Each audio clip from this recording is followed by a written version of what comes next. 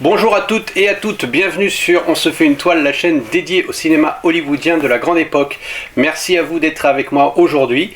Comme le hasard ne fait pas les choses à moitié, je vais faire suite à la vidéo précédente, Winchester 73. Si vous ne l'avez pas vue, je vous incite à la regarder. En effet, un personnage emblématique est présent dans ce film et encore plus dans celui dont nous allons parler. Vous l'avez déjà peut-être compris, il s'agit de Wyatt Earp et nous allons parler de My Darling Clémentine, la poursuite infernale, le titre français. C'est un film de John Ford de 1946 avec Henry Fonda dans le rôle de Wyatt Earp. Nous avons Victor Mature dans le rôle de Doc Holliday, Linda Darnell et ensuite tous les habitués du cinéma de John Ford et notamment Ward Band, mais n'oublions pas non plus Walter Brennan. Alors l'histoire de ce film, c'est les frères Earp qui convoient leur bétail vers l'ouest. Ils s'arrêtent près de la ville de Tombstone pour y passer la nuit. Et donc les trois frères décident d'aller en ville pour se rafraîchir et tout ça. Et le plus jeune reste au camp pour surveiller les bêtes. Malheureusement, il est assassiné et on lui vole le bétail. Donc les frères vont essayer de retrouver ces assassins et donc vont devenir Marshall et les députés dans cette ville de Tombstone. Ils vont rencontrer les personnalités marquantes de cette ville, donc Doc Holliday et aussi le clan des Clayton qui sont les plus gros propriétaires de bétail de la région.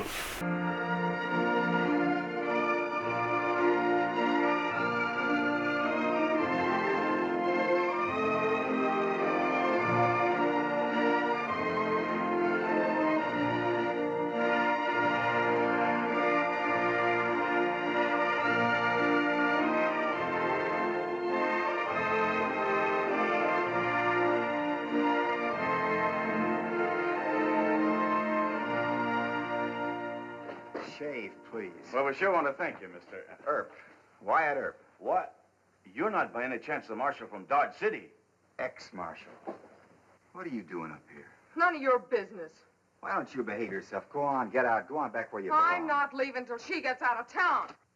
The first kiss is always the sweetest. From under a broad sombrero.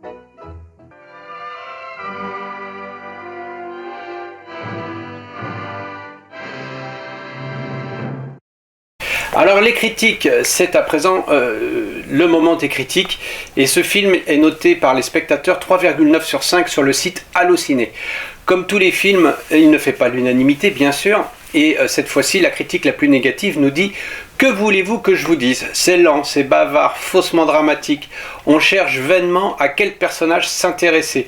Je n'ai même pas pu aller jusqu'au bout. J'appellerais cela un western bourgeois. Or, les deux termes n'ont rien à voir l'un avec l'autre. » Alors, ce qui est intéressant dans cette rubrique, c'est de comparer quand même les avis des uns et des autres. Et la critique la plus positive va carrément à l'encontre de la précédente. C'est-à-dire qu'elle nous dit que c'est un très très grand film. John Ford est considéré comme l'un des plus grands réalisateurs américains et on comprend aisément pourquoi. Le Vieil Ouest est filmé comme nulle part ailleurs et Ford ne s'encombre pas de dialogue excessif. C'est d'ailleurs là la touche personnelle de ce réalisateur. La quintessence du cinéma est atteinte lorsque les personnages se racontent sans texte. Et les personnages sont interprétés par rien de moins que Henry Fonda et Victor Mature, entre autres. Personnellement, je place ce film au-dessus de La prisonnière du désert, considéré comme le chef-d'œuvre de John Ford. Voilà, on peut se rendre compte quand même facilement que les uns et les autres ne s'accordent pas automatiquement sur la qualité d'un film.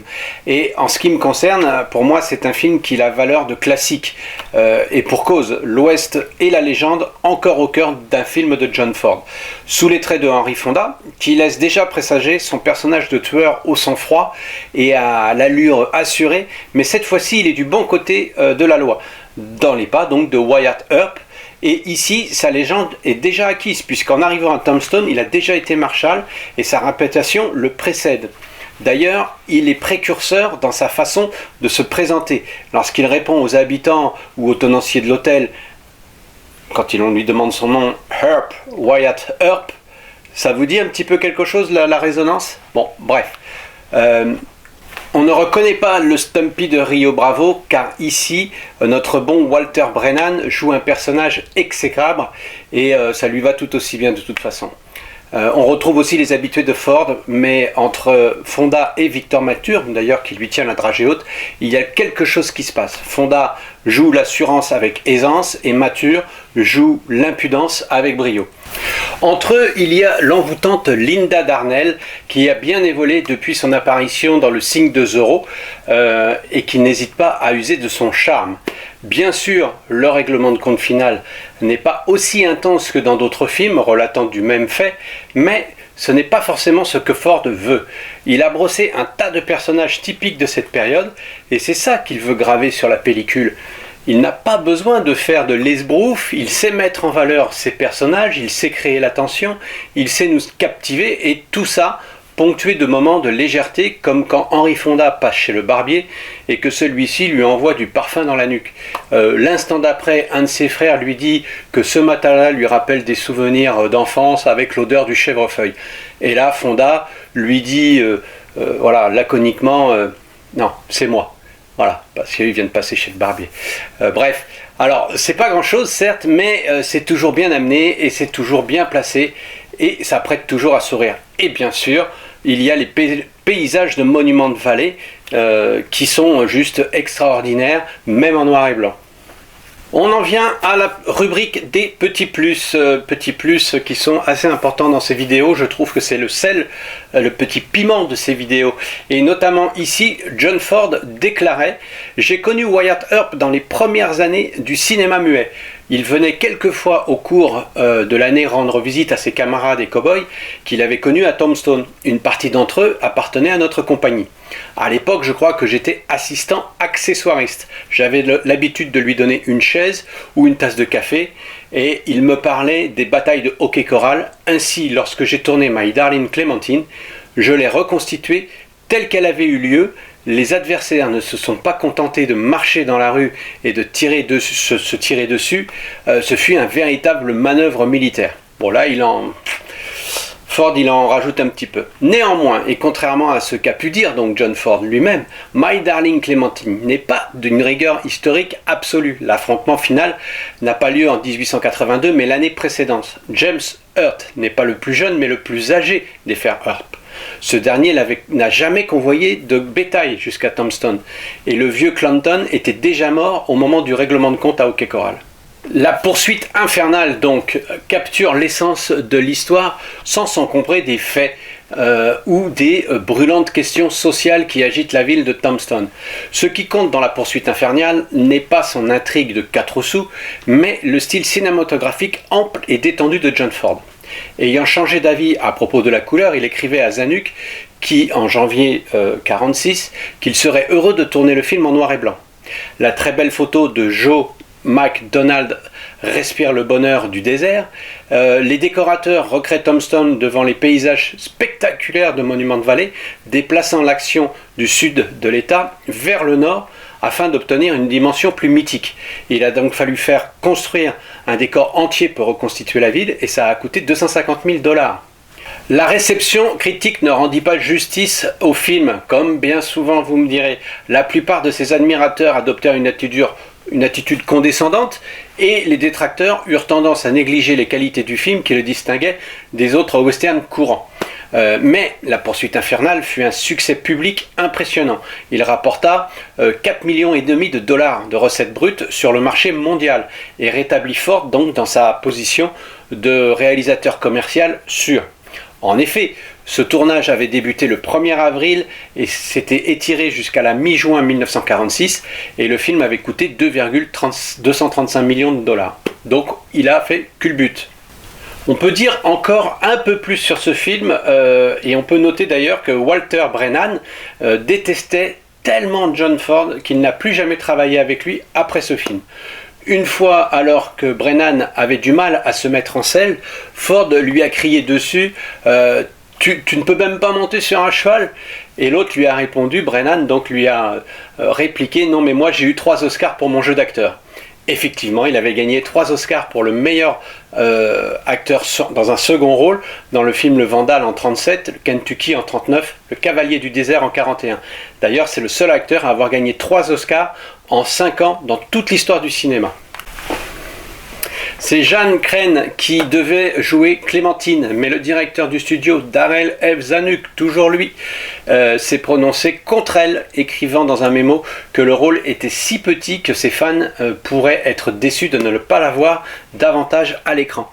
C'est ainsi que la joueuse sous contrat Cathy Downs a obtenu le rôle à sa place. Malgré tout, écoutez, sa carrière n'a pas été grandiose parce qu'après ce film, on ne retient pas d'autres titres avec elle.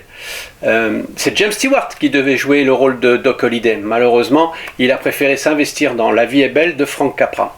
Darrell F. Zanuck, le fameux producteur, avait investi environ 2 millions de dollars, comme je vous ai dit, donc dans la production de ce film, et il s'est inquiété lorsqu'il a vu la copie de John Ford.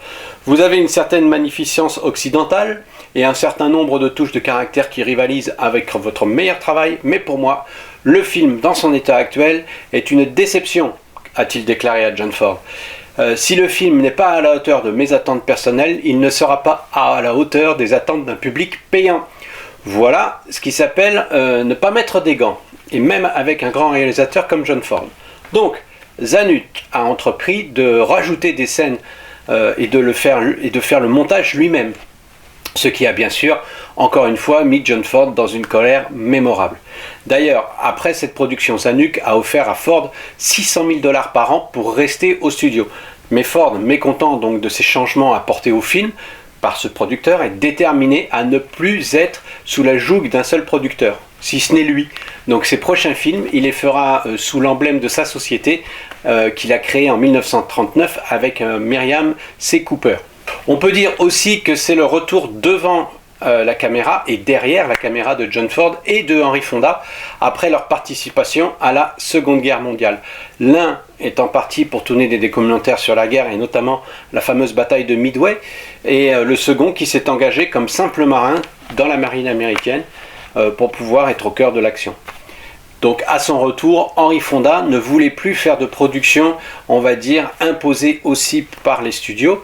Les petites comédies gentillettes, ça, il n'aimait pas du tout les faire. Et donc il lui restait un film à faire avec la Fox, et ça a été My Darling Clémentine. D'ailleurs, il a beaucoup aimé ce rôle, et il aimait beaucoup les westerns. Alors pour conclure, vous l'avez compris, c'est une histoire un peu édulcorée de la fameuse légende de Wyatt Earp et du règlement de compte à Hockey Coral, avec des personnages secondaires qui ne sont peut-être pas suffisamment exploités, comme Ward Bond par exemple, qui a très peu de dialogue et qui a très peu de présence à l'écran, malgré que ce soit un des frères Earp. Donc bien sûr, on retrouve tous les thèmes chers à John Ford, aussi bien Monument Valley qui est mis en valeur sublimement, et des personnages typiques et singuliers. Et voilà, c'est terminé pour aujourd'hui. Je vous remercie de m'avoir suivi sur On se fait une toile.